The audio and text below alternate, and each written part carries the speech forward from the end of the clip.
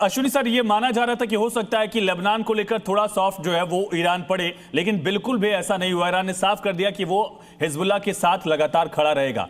क्या एक ऐसा पॉइंट आप देख रहे हैं जिससे सिचुएशन एस्केलेट हो सकती है? क्योंकि लेबनान में इजराइल बहुत ज्यादा आक्रामक हो गया है, सीज फायर के बाद और तेज ऑपरेशन उसने किए हैं।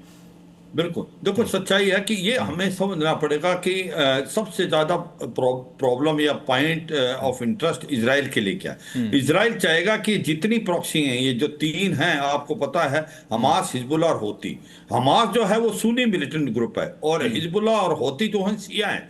और ये सच है, हमास की ताकत काफी कम हो गई है। होती रिबल भी इस बार लड़ाई में नहीं आए, लास्ट एक दो दिन में आए हैं। मगर हिजबुल्लाह, अगर आप देखें, लड़ाई स्टार्ट हुई थी 28 फरवरी को और 3 मार्च को वो भी लड़ाई में आ गए और हिजबुल्लाह की ताकत बढ़ती गई है। सबने सोचा था कि उसको रूट कहां से हथियार मिलते हैं, उसको मिलते हैं ईरान से। वो रास्ता था ईरान, इराक और सीरिया, लेबनान। सीरिया जाने के बाद सोचा था कि हो सकता है हिजबुल्लाह के पास हथियारों की कमी हो जाए, मगर आप देखें कि हिजबुल्लाह के पास बहुत ज्यादा हथियार है, चाहे ड्रोन है, रॉकेट है, मिसाइल है। तेल अवीव तक रॉकेट मारे उसने। हाँ, मैं बताता हूँ, उन्होंने बहुत सटीक हमले करा है नॉर्थ इजराइल में। 1 लाख के करीब नॉर्थ इजराइल से लोगों को पलायन करना पड़ रहा है। अब क्या चाहता है इजराइल? इजराइल चाहता है कि जो अपना हिजबुल्लाह है उसको साउथ की तरफ पुश किया जाए, जो लटानी नदी है जो 30 किलोमीटर है। सर, अगर हिजबुल्लाह पर इसी तरह से अटैक जारी रहा तो ईरान के लिए दिक्कत नहीं है क्या? ईरान भी फिर से रिटेलिएट कर सकता है? ऐसी कोई गुंजाइश आप देख रहे हैं?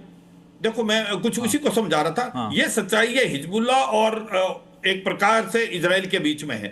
अगर मान लो कल को बातचीत होती है और वो ये कंडीशन आती है ईरान की तरफ से कि जब तक हिजबुल्लाह पे हमले बंद नहीं होंगे या लेबनान को इंक्लूड नहीं किया जाएगा रीजनल एक प्रकार सिक्योरिटी के लिए, हम बातचीत नहीं करेंगे। मुझे लगता है अमेरिका ईरान पे प्रेशर डाल सकता है और कहीं ना कहीं प्रेशर डाल रहा था कि अब लेबनान और इजराइल के बीच में डायरेक्ट टॉक्स होगी यूरोप के अंदर। ऐसा भी हो सकता है। पर 2 बातें बड़ी इंपॉर्टेंट है। मैं आयुष ये बताना चाहूंगा कि अमेरिका आया क्यों। अमेरिका 2 चीजों के लिए आया है। अमेरिका आया है ईरान के तेल के लिए, क्योंकि अगर आप मिडिल ईस्ट में देखें, सारी कंट्री जो है वो अमेरिका के साथ है। ईरान एक ऐसा कंट्री है जो कि पेट्रो डॉलर अभी भी नहीं कर रहा है। अमेरिका चाहता है कि जो भी पेट्रोलियम है, पदार्थ है, वो डॉलर में बिके, मगर ईरान तो युआन में बेच रहा था। तो मेरा जो भी लड़ाई हुई है, जिस प्रकार से अमेरिका आया है, वो आया है ईरान के तेल के लिए। ये हमें बिल्कुल ऑयल और पेट्रो डॉलर की लड़ाई है।